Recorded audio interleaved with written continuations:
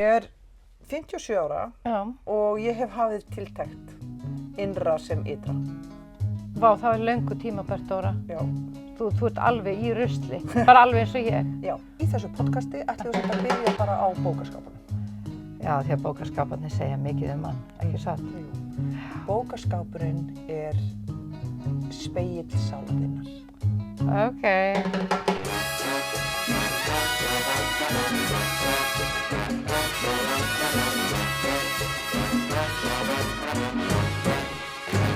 Já, ég bjó til kakó handa okkur. Takk. Já, svo mikið af kakó. Ég nefnilega fekk myndband frá vini mínum í morgun Já. sem var að fá sér kakó.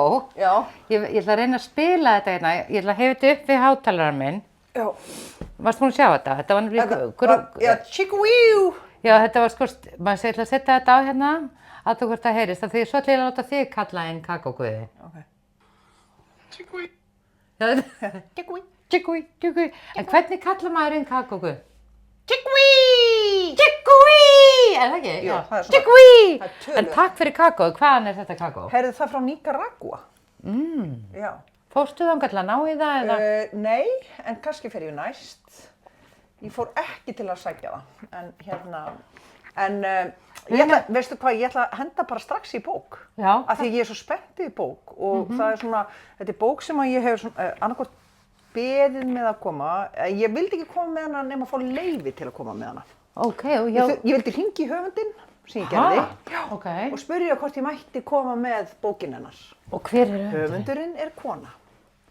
Höfundurinn tengist okkur þegar við erum unglingar.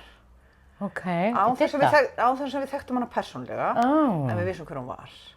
Höfundurinn er kominn inn í fjölskyldu mína í millitíð og höfundurinn rak félagsmiðstöð fyrir unglinga. Er þetta Dinna? Nei, Nei. þetta var náttúrulega ekki félagsmiðstöð sem hún rak, en við litum á þetta sem félagsmiðstöð, við og vinur okkar. Helga? Didda? Nei, höfundurinn opnaði kaffihús. Höfundurinn opnaði kaffihús, Mensu? Já, Bittu.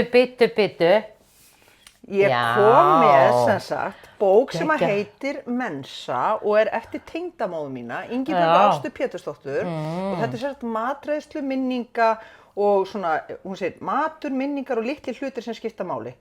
Og ég er búin að vera að spara þessa bók af því að í fyrsta lagi ég vildi fá leyfi hjá henni áður en ég tæki hana af því Ok. ég veit náttúrulega svo miklu meira en er í bókinni. Ok.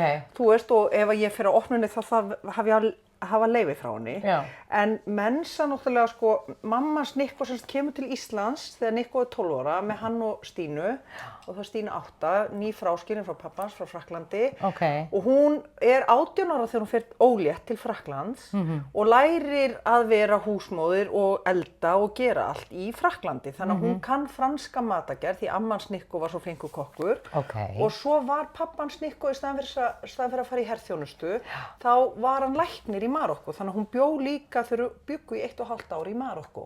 Og þar var hún með vinnukonu sem að passaði Nikkó og þreif og eldaði. Þannig að hún lærði líka marokkanska Matargerð. Já, þannig að hún er Rosalega falleg bók, svona, ég bara aðeins opnaði. Já, því svo forvitin. rosalega falleg bók. Og hérna, ég er náttúrulega, og svo sem sagt opnaði þarna Mensu kaffihúsið, þar sem við erum náttúrulega sem unglingar.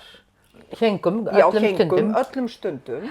Og hérna, og Dálítið fyndið, man hún eftir þér þarna? hún man eftir okkur öllum, sko. Já. Já, hún man eftir okkur, þú veist, að við vorum svona hópur af krökkum sem komum inn og keyptum 1 kaffibolla Já. og vorum 5 að drekka hann. En hún rak okkur aldrei út, sko. Hún svona náði að spila leikinn við okkur þannig að við urðum ekki svona kvekt og hættum að koma. En hún vissi alveg að við vorum bara kannski 4 að drekka úr sömu kaffikönnunni og hvernig vorum að svindla og hvernig vorum að fá ábót. Hún vissi þetta allt saman. Já, sjálfsögðu. Já. Og hérna, Hún var nú svo sem ekkert að svindla, við sátum bara dálítið lengi yfir sama kaffibollanum. mjög lengi. Þess vegna segi ég að þetta var eiginlega eins og félagsmiðstöð Miðstöð, þarna. já. Og í bókinni, það er náttúrulega í bókinni fullt af mataruppskriftum sem eru frábærar og ég er búin að smakka flesta af þessum mat einhvern tímann. En það er líka svona litlar sögur. Ætlarðu að lesa fyrir mig? Já, ég ætla nefnilega að lesa fyrir þig, þú veist, og fyrir ykkur sem ekki vitu um Mensu, þá, sem sagt, Mensa var kaffihús á horninu á Lækjargötu og Austurstræti. upp á annari hæð. Já, og þetta var eiginlega bara hornum Lækjargötu og Austurvelli. Já, nei, Austurstræti. Austurstræti, Austurstræti. Já, það var hjá ljósunum. Hjá ljósunum. Upp á annari hæð og við hliðin á listina. Það sem seinna var svo Kaffi Ópera. Já, þar sem þú varst alltaf að syngja. Já, og hérna, og þetta var bara æðislegt horn að sitja á, þú veist, það var bara hægt að horfa yfir Lækjartorg og upp í torg og allt þetta. Og þarna var matur á bástöðum sem maður aldrei séð áður. Til dæmis svona grænmetisbökur og salat og rosakókukökur og... Já, og kaffi og stóri bollar, ótrúlega fallegt leirtau sem hún keypti í Frakklandi og hérna borðin öll voru, þú veist, það var bara svona, það var fyrsta svona svolítið evróska svona smart kaffihúsið. Já, þetta var alveg geggjaður staður. Já, af því að við áttum ekki heima á Mokka. Mokka var einhvern veginn, það var önnur kynslóð sem að var að hanga á Mokka fannst mér. Já, það var svona meira eitthvað fólk sem hélt að væri svona, það var svona gáfumannafélag sem héldu til það. Já, ég ætla til dæmis og svo vann þarna fullt af vinum mínum sem við kynntum seinna, eins og Steinunn Knúts, þú veist, hérna sviðslistakona sem að réði mig inn í listaháskóla og var yfir hérna sviðslistadeildinni, doktor í sviðslistum. Þór Túlníus var að vinna þarna og hérna og það var bara fullt af fólki sem að svona yngra en hún þarna einhvers staðar á milli okkar og Ibbu sko. Ég ætla að lesa eina hérna, sögu sem heitir Steinakonan. Þór Túlníus leikari, vinur okkar, vann sem þjónn á mensu í afleysingum þegar hann var við nám. Þór tók starf sitt hátíðlega og lék þjón með innlimun. Ljúf eldri kona með hatt pantaði sætabrauð og kaffi en þegar kom að því að greiða dró nokkra steina upp úr tösku sinni, valdi nokkra úr og rétti honum sem borgun. Þór þakkaði kærlega fyrir og kom svo inn í eldhús, vandræðalegur á svipinn og tjáði mér að hann hefði fengið grjót í stað peninga fyrir veitingarnar. Við ákváðum að láta þetta gott heita og settum steinana í krukku. Steinakonan kom oft, greiddi yfirleitt með peningum en ef henni leist vel á þjóninn borgaði hún með steinum. Þetta voru fallegir steinar úr náttúru Íslands, blágrýti, líparít, fjörusteinar og þar fram eftir götunum. Krukkan fylltist af dásamlegum steinum. Sko mamma Snikko hefur nefnilega... Hún á töfra element. Já, hún nefnilega opin fyrir svona göldrum og hérna hún til dæmis að því hún opnaði svo út í Flatey, Hótel Flatey og hérna ásamt fleira fólki, meðal annars Snikko og Ingu vinkona hennar og fleiri. Þannig að við höfum verið mikið út í Flatey af því þau eru líka hús þar, tengdaforeldrar mínir. Hún er með svona ritúali samt við álfana og álfasteinin og hún stígur mjög langt inn í. Þú veist þetta með, hérna sem að Anna var að tala um í síðasta þætti, þetta með þriðja augað og Íslendinga að vera svona rosalega næmir en gangast ekki alveg við því. Hún gengst alveg við því, en hún leikur líka leikinn með. Þannig að hún fer alltaf með barnabörnin út að álfasteininum, það er svona ritúal og svo, þar biðja þau bænir eða tala við álfana, biðja hluti og svo hérna koma þau, fara þau og svo koma þau aftur og þá er hún búin að koma fyrir nammipokum á álfasteininum. Þannig að þau fara alltaf aftur og álfarnir eru alltaf með eitthvað handað þeim. Þannig að hún stígur og hún leikur með orkunni sko. Amma Ólína hélt í fram sko að álfarnir á Daðastöðum hefðu fært henni kaffibolla. Já. Vegna þess að hún sagði að hefði beðið sín á tröppunni kaffibolli og það var ekki til sambærilegu bolli á neinu heimili í nærliggjandi sveitabæjum þannig að hann hlaut að vera gjöf frá álfunum. Og hann var svona lítill grænn glerbolli, ferstrendur, það er að segja eiginlega sko ferkantaður ofan og varð svo rúnaður hann niðan. Hann var mjög sérkennilegu bolli úr grænu gleri, ég man ennþá eftir honum. Vá. Já. En þetta sko, hugsaður hérna valdið í ömmunum sko, í eldri konunum sem við erum orðnar. Já, þú veist, þessi hérna, sem að en halda finnst þér bara á eins og heiminum. þetta ekki hafa aukist með aldrinu? Núna þú ert fann að gefa þeim meiri gaum. Jú, algjörlega. Já. En ég hef alltaf verið með opið inn í þetta álfa og allt þetta. Já. Þú veist. En ég leik mér að og ég skildi svo vel þetta sem Anna var að segja með að Íslendingar væru með það opið en væru samt ekki alveg að gangast við því. Já. Það er alveg ég. En samt, ég myndi aldrei afneita álfum eða hérna orku í steinum. Ég myndi aldrei afneita neina þessu. En ég myndi og ég kannski fann að stíga enn dýpra inn í að hafa það sem veruleika. Nú er ég að reyna að hugsa sko 30 ári aftur í tíma þegar ég var ung manneskja sko, ég sagði frá álfum og svona kynróðalaust. Já. Þú veist, ég var ekkert eitthvað, svo trúum við á álfa eða eitthvað, ég var aldrei þannig. Nei. Svo bara, nei, við trúum á álfa, já, þú veist. Einmitt, einhverja náttúruvætti og eitthvað svona. Já. Og svo skildi ég alveg af hverju við urðum líka, þú veist, eins og sagan þetta út í Flatey þegar ég setti tröllkonuna í kirkjuna og skrimslið í fjörun og allt þetta. Þá skildi ég líka af hverju allar þessar náttúruvættir eru búnar til. Til að hræða börn. Til að hræða börn og halda þeim, þú veist, heimskum, halda þeim heima hjá sér, þú veist, bara hjá húsinu og verða sér ekki að voða. En á sama tíma er ég líka með í hinum heiminum. Já. Þú veist, orkan í steinunum, orkan í fjöllunum. Það er náttúrulega allt orka, bara allt. Já, og bara verndari, Esju eins og hún Linda Mjöll, þú veist upp á Skrauthólum, hvernig hún talar um Esju og hérna máttinn í Esjunni og Esjugyðjuna, eða ég veit ekki hvað hún kallar veruna sem býr þar, hún er bara í sambandi við það. Sambandi við fjallið og náttúruna. Já. Það er svo gaman sko. Svo er hérna önnur saga sem ég ætla að lesa. Endilega. Draugurinn okkar. Auðvitað var draugur á Mensu. Anna gat ekki verið í svona gömlu húsi með sál. Við kölluðum hann Mensudrauginn. Þetta var gamall kall, hrekkjóttur og kvensamur. Hann átti það til að flauta í eyru sumra stúlkana eins og þegar strákar flautuðu á stelpur í gamla daga. Hví, einmitt. Ennfremur heyrðist fótatak hans sérstaklega snemma á morgnana eða seint á kvöldin. Þá gekk hann þungum skrefum frá skellihurðinni sem lokaði Mensu frá listmunahúsinu og gekk alveg upp að kokknum sem stóð við pottana í eldhúsinu. Þetta var orðinn vani. Við létum okkur hvergi bregða nema kannski fyrst í stað og svo vöndust við þessu og gerðum okkur fljótt ljóst að kallinn var gæðablóð, var bara að láta okkur vita af sér. Við buðum honum ætíð góðan daginn á morgnana og stundum skildum við eftir kaffibolla handonum eða kökusneið á diski áður en við fórum heim á kvöldin.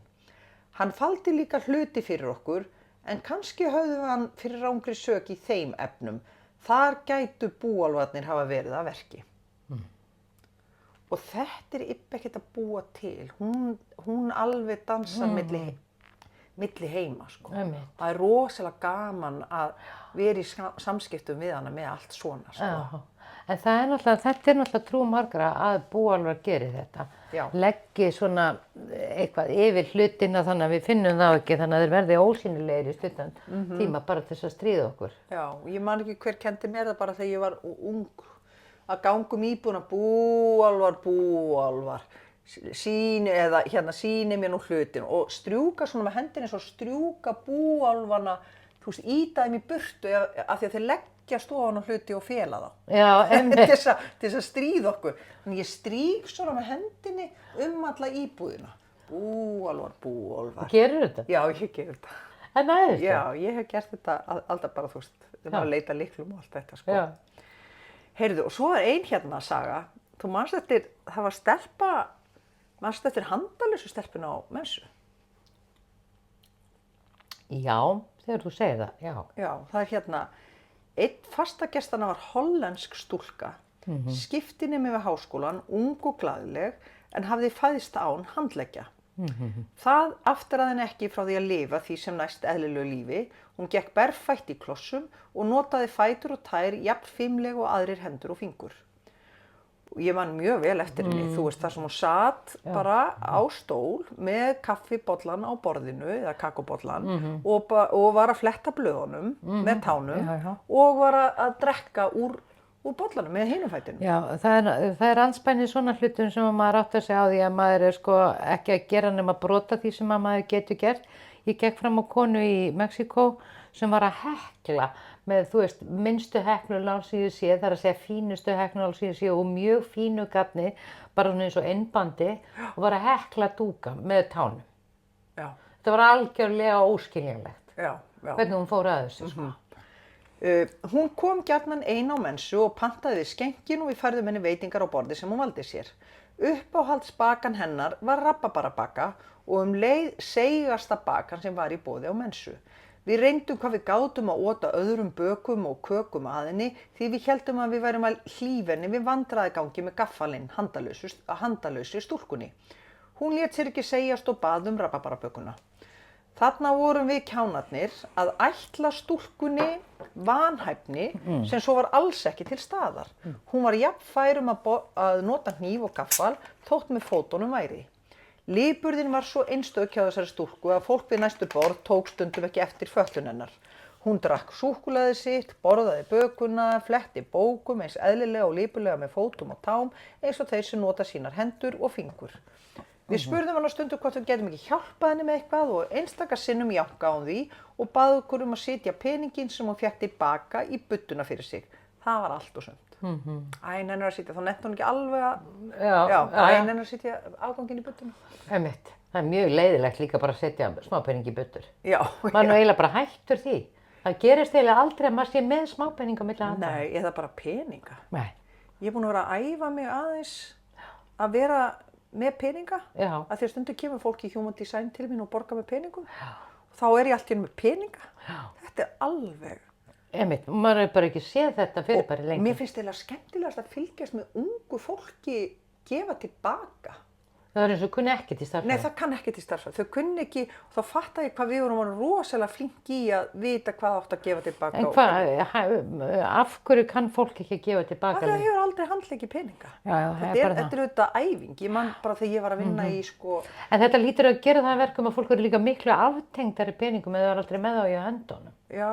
Þú veist að það er eitthvað svona hugur og hönd eitthvað. Já. Fá skilning á hlutunum því að peningar einhvern veginn bara inn á einhverju korti og einhverju tölur, inn á einhverju tölvu. Þetta er svo óefnislegt eitthvað skilur. Þetta er einhvern veginn svona bara eins og í eternum eitthvað. Þetta er svona sjónrænt en ekki fysiskt. Nei. Þannig að þú finnur eiginlega ekki fyrir orkunni af því. Nei. En mér langar nefnilega að rannsaka þetta pingu svona, er ég orðin aftengd peningum af því ég er aldrei með á milli handana? Já. Eða er ég bara aftengd peningum? Já, eða er ég bara... Þannig að það hefur komið í ljós að við höfum engan áhuga á peningum, hvoru var? Vá, hvað... Það er ógeðslega fyndið. Á hvað það er ógeðslega fyndið. Hugsaðu allir með stóra við fengjum þetta verkefni að selja hérna á sófa. Við myndum bara sitja hérna í hálfa mánuði. Nei, ég myndi taka mynd af honum, setja hann á Facebook og gefa hann.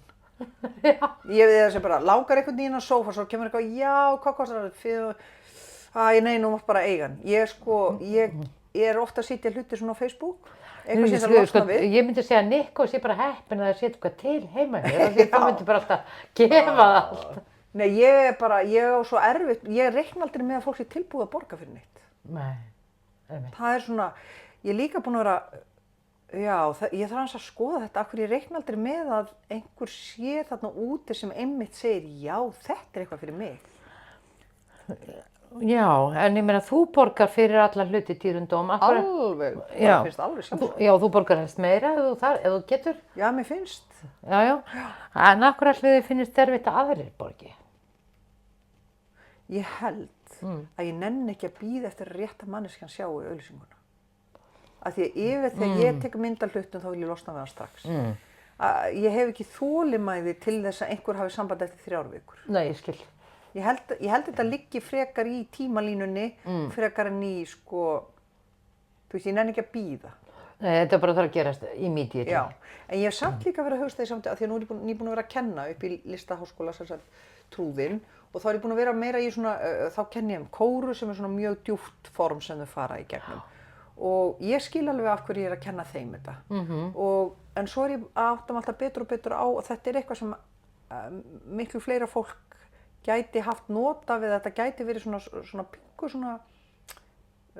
ekki beint spirituált, heldur svona eins og svona góð leið til þess að vera með sjálfum sér í núinu, svona æfingar í að vera í núinu og í leik með öðrum og tengslum. Já, og líka náttúrulega til að losna við persónuleika sinn. Og til að losna við persónuleika sinn. Í smá tíma, Já, af því að fólk tekur á sér alla skartgripi, er í svörtum fötum, felur hárið, er með hvítagrímur og það á að vera í holningu þannig að maður sjá ekki hver er hvað. Þá að núllstilla sig, þú veist, í líkama.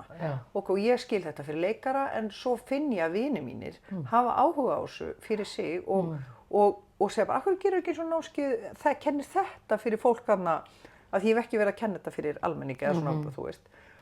Og þannig að ég er að fara þessi gegnum þetta, af hverju trúi ég því ekki að fólk, og þetta sko skemmtilega sem ég geri, af hverju trúi því ekki að fólki finnst þetta líka svona skemmtilegt eins og mér?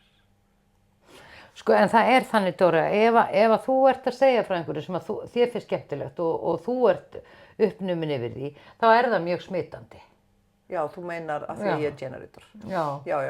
Það þannig, ég get fengið sko alveg óeðlilegan áhuga til dæmis á bílvélum, ef ég hitti til dæmis svona bílaviðgerðarmenn sem að tala mjög svona innblásnir bílvélar. Já, þá ferðu alveg inn. Já, ég get alveg hrifist af því. Já, eins og því ég hitti gröfumanninn inn í Skorradal sem var að segja. Já, þegar maður hittir nördar sem að drepast úr áhuga á því sem þeir að gera, það alveg sama hvað það maður fær áhuga á því. Já, ég hitti gröfumann einmitt inn í Skorradal, það hjálpaði mér því ég keyrði út af. Varstu að stofna á gröfufyrirtæki? Nei, en hann fór að segja mér frá gröfunum sínum og hvað hann var að gera og hann var að segja mér frá pælingarna þegar hann að grafa húsgrunna. Ég var svo innblásin. Ég reyndi mér þess að fá hann í þættina þarna í leita innblæstri að því ég sagði bara það verða allir að fá að heyra hvernig sko innblásin gröfumaður gerir húsgrunna. Og hvað var hann að pæla? Það var bara, þú veist, hvaða efni og hvaða, þú veist, þegar ég gref þarna og hvaða mold og hvaða stein og hvaða undirlag og hvaða, þú veist, hann var sko, þú veist, já, hann var bara hann var bara sérfræðingur í að gera grunna. Hann var sérfræðingur og hann elskaði það. En skemmt. Það var svo gaman. Heyrðu, ég ætla að lesa, því að svo kemur hérna, eins og ég sé það var svo mikið af fólki sem að rann í gegnum mensu hjá Nibbu. Og hérna lítil saga sem ég fann Gunnhildi og Patt. Já. Og Gunnhildur mikil vinkona mín og Patt, og þú þekkir hana, og Patt var líka vinkona þín, það ekki? Jú, ég kynntist Patt á Ströndum. Já, og hérna, ég þekkti Patt aldrei mikið, ég vissi alltaf hver hún var, en Gunnhildi hefur kynnst miklu meira. Og Gunnhildur og Patt unnu sem sagt mikið á næstu grösum og eru svona já, voru í því með Tótu. Já, Tótu og Helgu Mogensen og eru svona hluti af þessu svona náttúru mataræði skengi sem að hefur alið uppi, voru að reyna að mennta okkur Íslendinga í að borða Já, það gerði nú aldeilis, sko, betur en það. Heldur betur. Sko, hérna Gunnhildur og Patt heiti þessi saga. Fyrst eftir að ég opnaði mensu árið 1981, við erum sérst 13 ára þegar hún opnuði, kynntist ég þeim Gunnhildi og Patt vinkonunnar. Þær eru meistarar í matagerð hvora sinn hátt. Gunnhildur vann á daginn sem kokkur á mensu en Patt nætur við bakstur og heilsukökum og brauðmeti. Patt mjög svo afslöppuð kona og blátt áfram. Oft var heitt í litla eldhúsinu og þá klæddi hún sig bara úr fötunum enda ein við sína vinnu. Eina nóttina heyrir hún hljóð frá þakinu, stingur höfðinu út gluggann og horfir þá beint framan í mann sem var að bjástara við að komast inn þennan sama glugga. Mannanum brá svo svakalega hann rak upp hljóð, flaug niður á þakinu og hefur ekkert sést á þessum slóðum síðan. Gunnhildur, hún staðið nakin hann í glugganum og hún hefur að baka, já. Gunnhildur Emilsdóttir, þessi litla og granna kona, ein sú duglegasta manneskja sem ég kynnst, öflug í vinnu og eldklár á bátinn. Ef ég þurfti að halda, brá hún sér á sjóinn til að afla tekna fyrir fjölskylduna, oft miðjan vetur í þessum hala veðrum sem vonar á og bara kláraði málin. Svona duglegar konur sem þora og gera vekja ávallt aðdáun mína. Húrra fyrir þeim. Falleg. Gunnhildur sigldi náttúrulega heiminn á skútu með fyrrverandi manninu sínum. Já, Jakobi Fenger. Já, og og eldaði mat, þau stoppuðu í höfnum, þú veist, við Miðjarðarhafið og hún fór í land og réði sér sem kokk á veitingastaði eða í eldhús hér og þar og hann var smiður, þannig að hann gæti ráðið sér sem smið alls staðar þar sem þau komu og svo bjugguðu í skútunni með krakkana sína. Þannig að þau voru svona ævintýrafólk, já. Fólk á okkar skapi, ég myndi segja það. Já, algjörlega fólk á okkar skapi. Við auglýsum eftir fleira fólki að okkar skapi. Já. Ég vil auglýsa eftir því. Já. Og ég vil líka segja frá því, bara fyrst við erum hérna, að svona konur sem eiga allir með lítil fyrirtæki og svona, mér finnst að við eigum að vera að auglýsa fyrir svoleiðis fyrirtæki. Já. Gera góða díla fyrir konur sem eru í einhverjum business og svona. Já. Þannig að það að hafa samband við okkur, hvort við getum ekki brókarið einhverja auglýsingadíla fyrir þess. Já, einmitt. Já. Við erum náttúrulega, sko, okkur þeir sem eru að hlusta, við erum að vinna við vorum alveg að gefast upp af því okkur var svo leiðilegt að fá styrktaraðila. Já, okkur finnst það rosalega, þannig að við erum eiginlega að biðja ykkur að senda styrktaraðila til okkar, að því við erum áttur á gamla til að standa í þessu. Vá, hvað þetta leiðilegt. Já, en það líka bara því við höfum báðið svo lítinn áhuga á peningum, en við þurfum samt að að hafa smá peningana og getum við spætt tæknina og svona. Já. Mér langar nefnilega að kaupa sko mæka svo við getum tekið fleiri viðtöl. Já, því langar náttúrulega bara í almennilegt stúdíó því þú ert komið með mikið mennsku brjálæði, þú veist, það var svo góðu tæknimaður. Ég bara nenni ekki vel að hækka. Getið þið sem sagt bara að fara að auglýsa hjá okkur þannig að Dóra geti eignast svona tæknistúdíó. Tækni. Ég er búin að fatta eitt, að ef maður á bara marga litla reikninga, þá getur maður átt marga litla drauma, þú veist. Já, þú veist, ferðalagarsjóðurinn. Sumarbústaðasjóðurinn. Nýi sófasjóðurinn. Til dæmis, já, og frábær kaffivélsjóðurinn. Nákvæmlega, og þetta kenndi Íslandsbanki mér.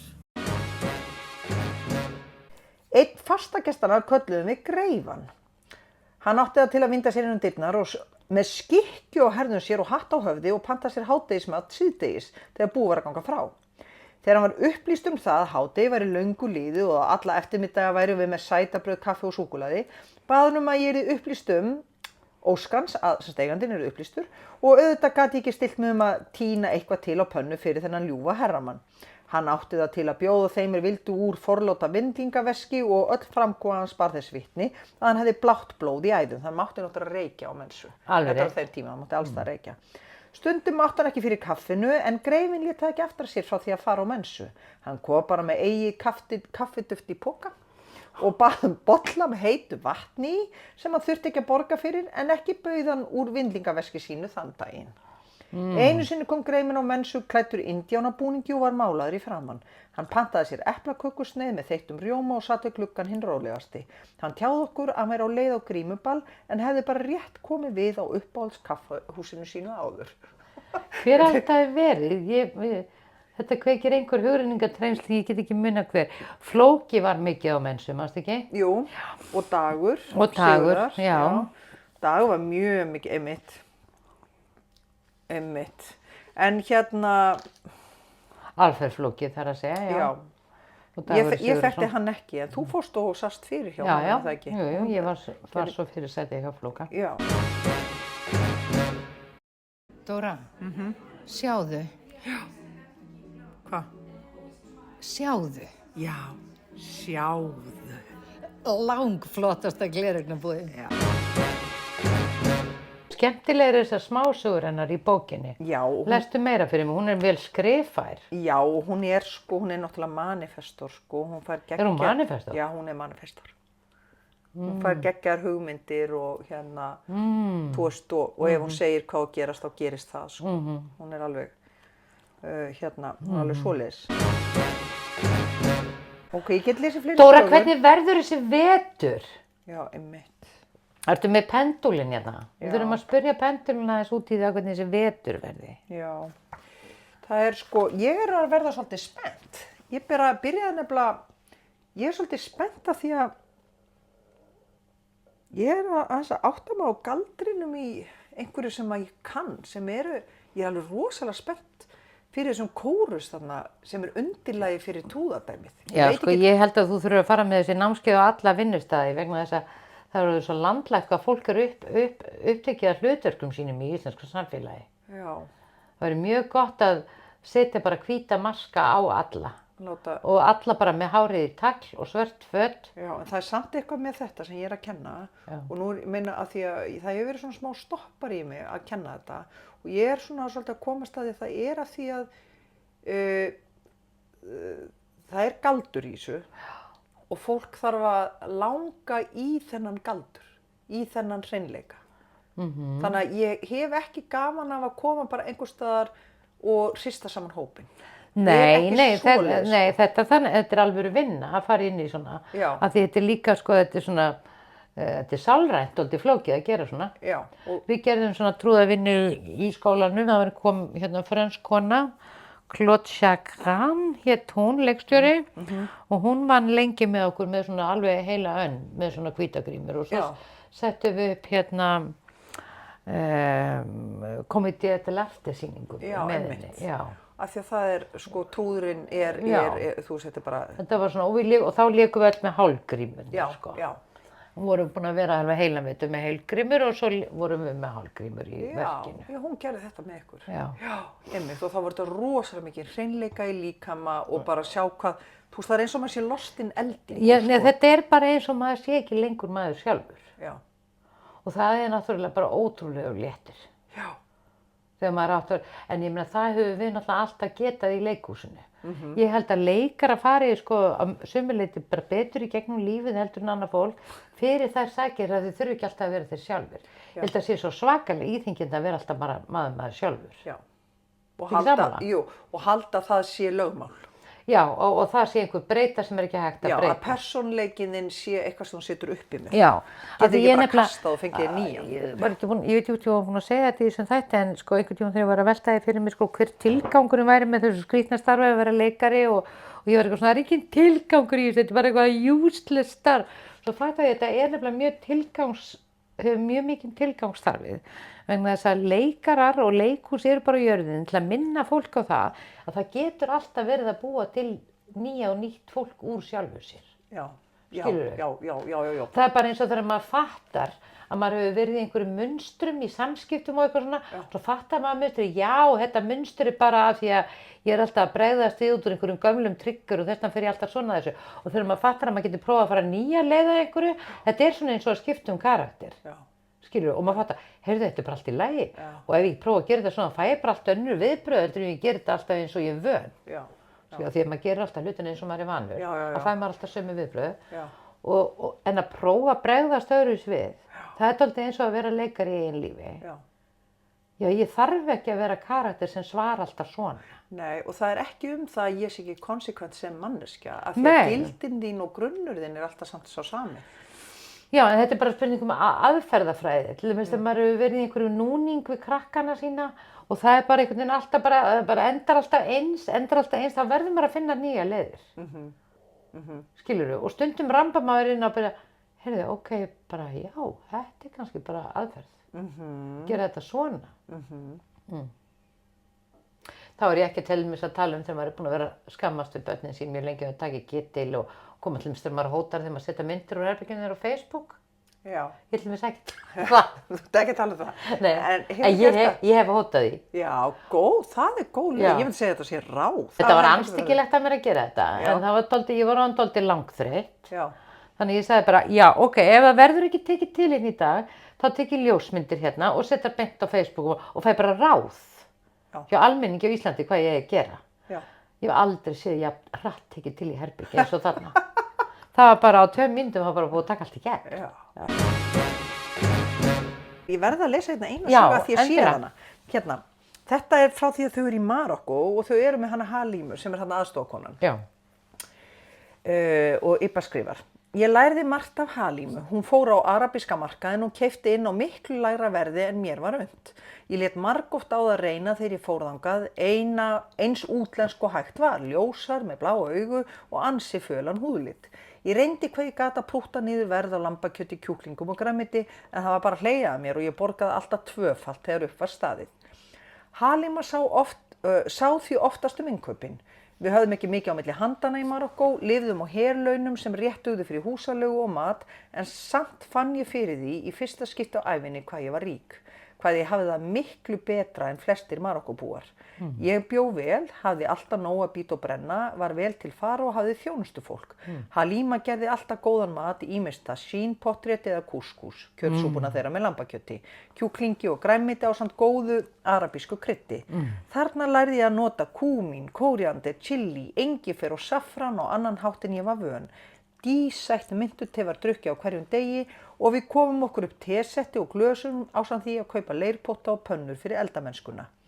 Það var gott að búa í Marokkó og við upplifum mörg ævintýri úti í eyðimerkunni. Hvað var Nikko lengi í Marokkó? 1,5 ár. Hann var 5 ára. Aha. Hérna, til dæmis þegar vorum boðin í hirðingatjöld þar sem matreiðslan fór fram á steini við lítið eldstæði inn í miðju tjaldi eða þegar heilu kindaskrokkarnir voru grillaðir yfir opnum eldi, stungið á tein og snúið. Nikko, strákurinn okkar, var farinn að tala arabísku 4 til 5 ára gamall. Hann lærði hana af krökkunum í nágrenninu.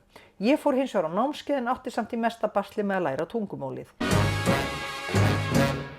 Sinn siður í landi hverju, það erum við örugglega sammála. Til dæmis kjúklingur snæddur með fingurunum í Bandaríkjunum, en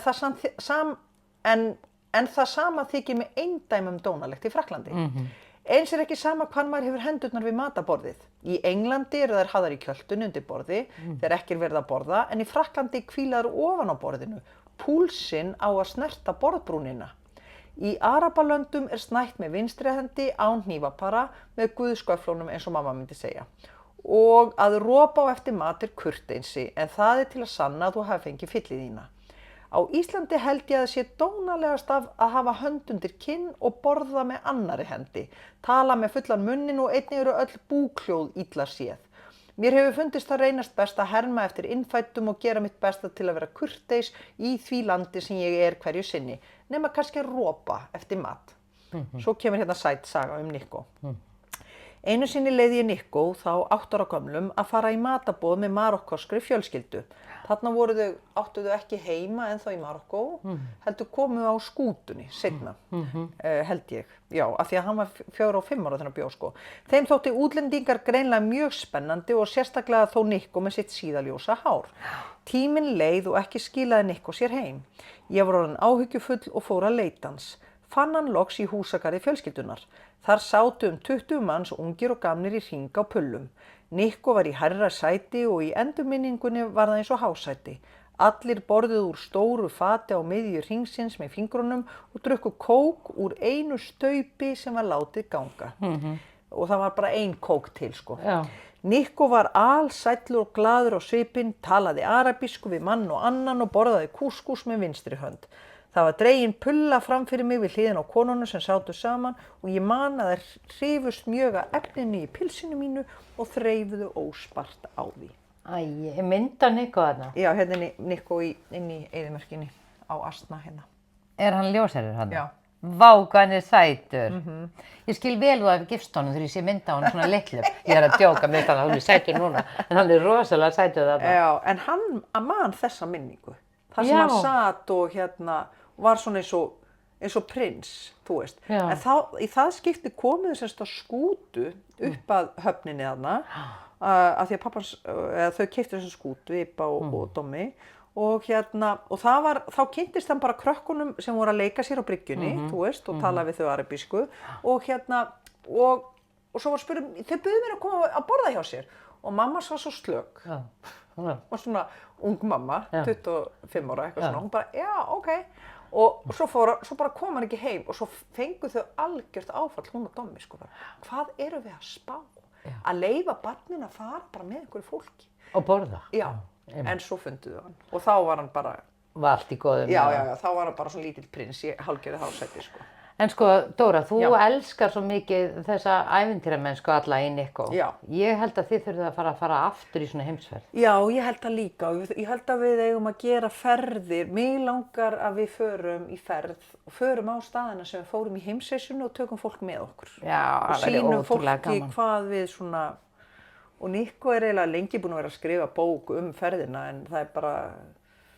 Já, ég veit ekki alveg hvenær hann ætlar að klára hann eða komin út eða hvað. Ég alveg vissum ef að fólk les það sem hann búinn að skrifa að þá langar alla að koma með okkur í svona ferð. Auðvitað, það langar alla í svona ævintýraferð. Já. Nú að því að þú svo mikinn áhuga á tækni, Já. Ég ætlaði að láta þig vita að þessi þáttur fer að verða á enda. Já, finnst þér ekki, það leið hratt? Jú, en ég vil ekki henda þessari bók. Nei. Og hún sko, ég hringdi í tengdamóður mína og sagði, má ég tala um bókina? Hún sagði, já. Ég sagði, og hvar fæst hún? Ef einhvern langar í hana, hún fæst út á Granda í Forlaginu.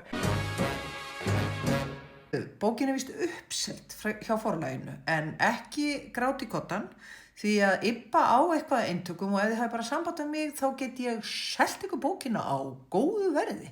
Jólabók, öll jól, Mensa.